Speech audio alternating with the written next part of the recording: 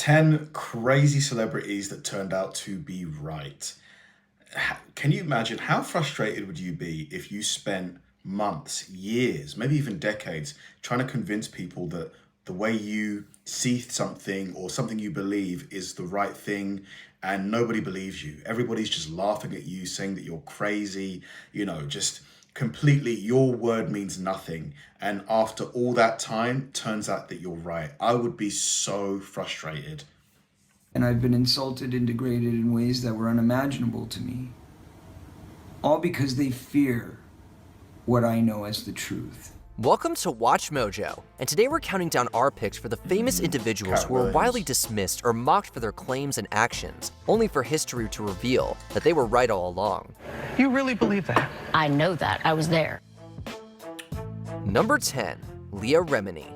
When Leah Remini left the Church of Scientology in 2013, she didn't walk away quietly. She blew the whistle. However, Remini was quickly branded a traitor by the church and was relentlessly attacked. This didn't stop the King of Queens actress from speaking out against alleged financial exploitation and various forms of abuse. My story pales in comparison to what happened to other people, how people are bullied into silence. She also raised concerns about the purported disappearance of Shelley Miscavige, wife of Scientology leader David Miscavige. And I asked the spokesperson at the time, Tom Davis, where is Shelley? I think it's weird that she's not here. And he said, you don't have the effing rank to be asking about the leader's wife. That's crazy. She's just asking where she is. If you've got nothing to hide, just say where she is. Claims were initially met with doubt, particularly from her Hollywood peers. The impact of her Emmy-winning docuseries, Leah Remini, Scientology and the Aftermath, along with support from fellow defectors, ultimately cemented her credibility. I'm not a big fan of bullies, so it is part of who I am, and I was a fighter in the church. This is what they taught me, and so I'm going to continue my fight, but I'm on the right side of that fight now. Number 9. Man, Scientology is just, I've got a lot of questions. Like, what is, because isn't it based on a novel by some guy called L. Ron Hubbard? Like something to do with aliens or something like that? And they've based a religion on this thing. Like, what do you guys think of it? Is it complete? I don't know what to think about it. It seems bizarre. Lisa Bonet. In the 1980s, no one dared to question America's dad, Bill Cosby. Hello, my dear. No one except Lisa Bonet, that is.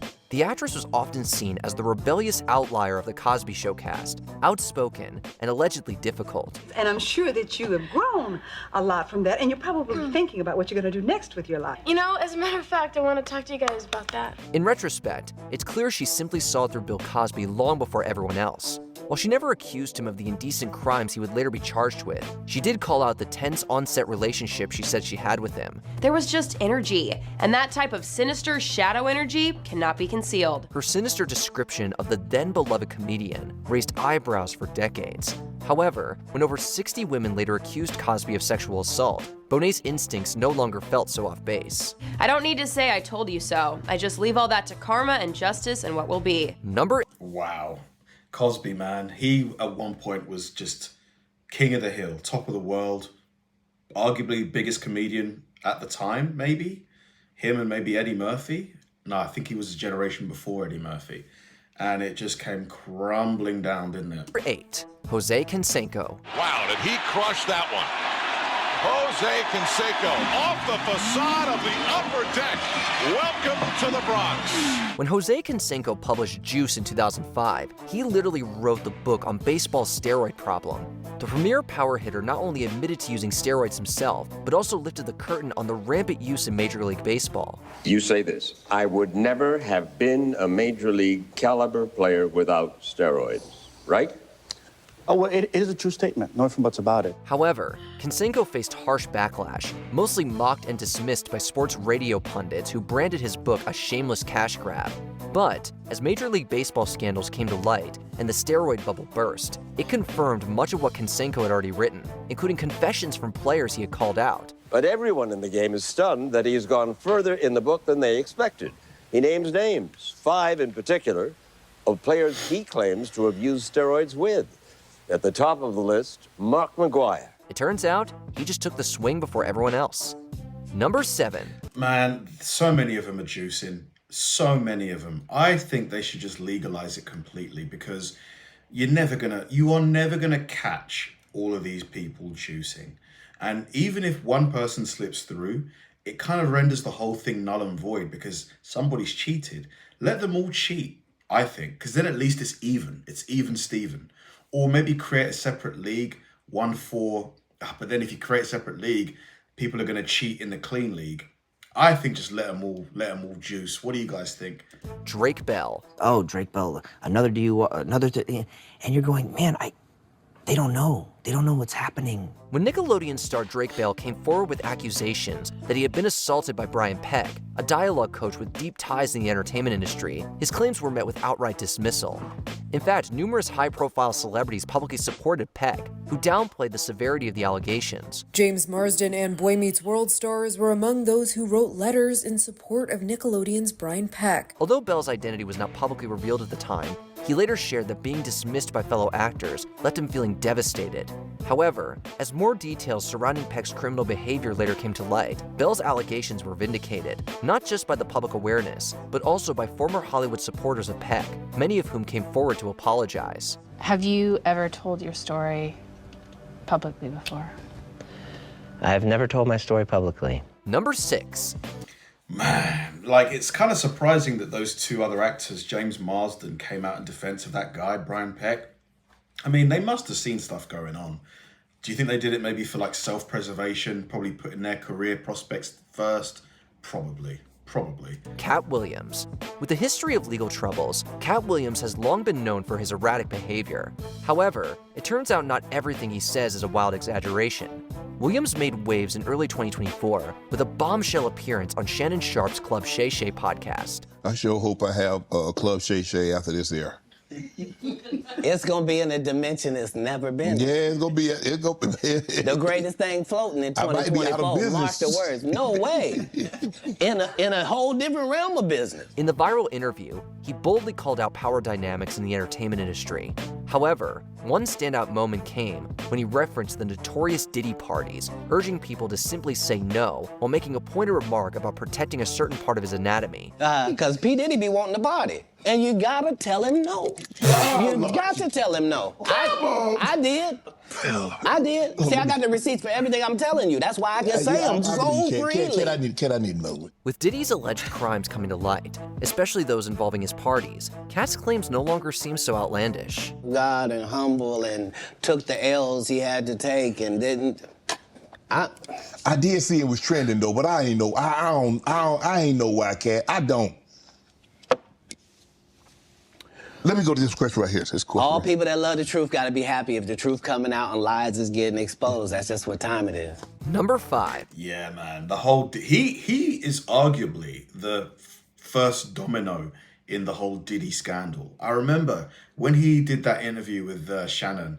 That's when it really blew up. Like, there was already kind of some kind of undercurrent, but I would say he started it. Like, yeah, for sure. Colin Kaepernick. When San Francisco 49ers quarterback Colin Kaepernick kneeled during the national anthem in 2016 in protest of racial injustice and police brutality, the backlash was swift. I'm seeing things happen to people that don't have a voice, people that don't have a platform to talk and have their voices heard and affect change. With criticism branding him as unpatriotic, he became a political lightning rod and was effectively blackballed from the NFL. That's a total disrespect of everything that we stand for. However, as incidents of police violence continued to gain widespread attention, especially the death of George Floyd in 2020, more people began to acknowledge Kaepernick's protest as prophetic. Over time, his actions became a pivotal point in sports activism, drawing awareness and support from around the globe. Colin Kaepernick's protest to evoke attention to social injustices has spurred reaction and action unlike any we've seen in recent decades. He is now seen as a trailblazer and no longer a troublemaker. Number 4. But I mean, his career, I don't think it ever got back on track, did it? Like, did he get signed to a team after all of that was said and done? Because if he didn't, then, you know, he still kind of lost out, didn't he? Rose McGowan. Harvey Weinstein's predatory behavior was said to be an open secret in Hollywood, yet it was never spoken about publicly. Everybody knew.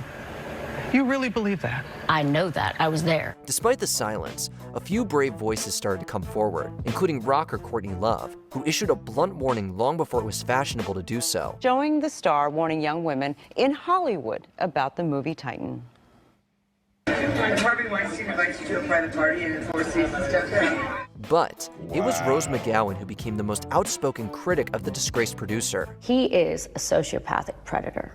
He thinks he's done nothing wrong. Her efforts came at a cost, though, as the actress was often portrayed as a self-serving agitator.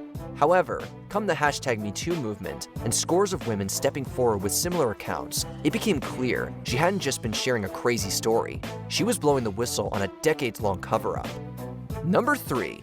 Yeah, man. Like, the fact that that guy, Weinstein, got away with it for so long speaks to, you know, the fear that a lot of these actresses might have had, and actors who saw what happened, you know, going on.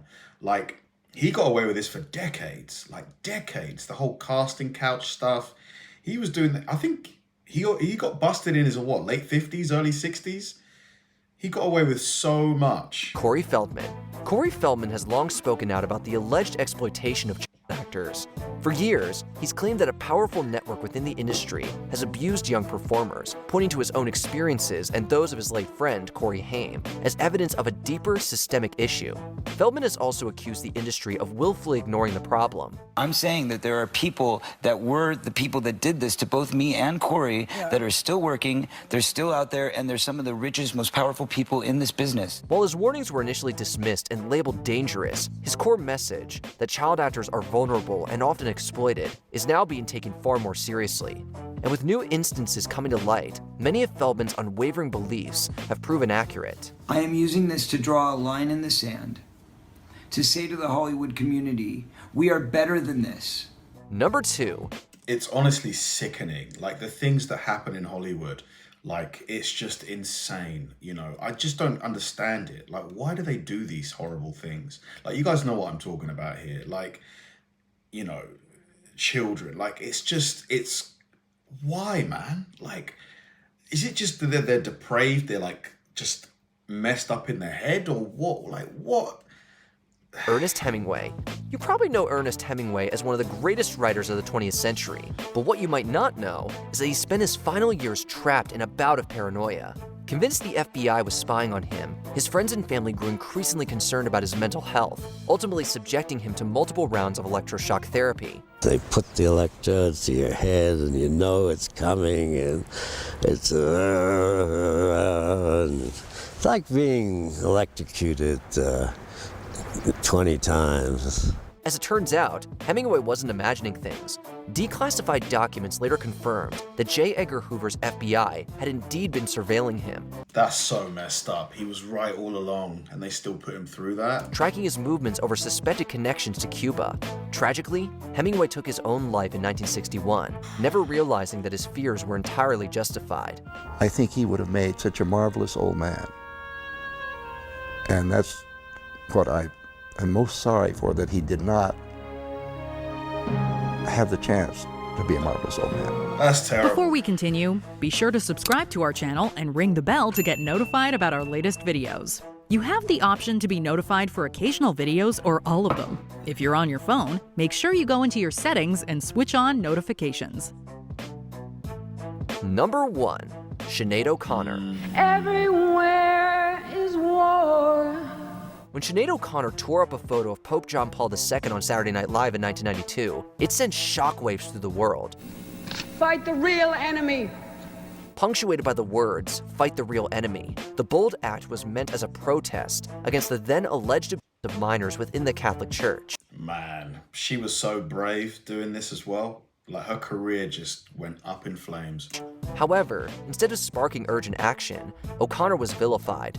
The singer was blacklisted by NBC and cast out by much of the industry. So it was funny because after the first song there was loads of people around and they all came into the dressing room and everything, but then after that there was nobody around, there was silence. It wasn't until years later, when the Boston Globe Spotlight team uncovered the full scope of the scandal, that the world finally caught up with her message. She really preempted an awful lot of that collapse with her actions on Saturday Night Live. Sinead O'Connor had spoken the truth. It was just too soon for people to truly hear it.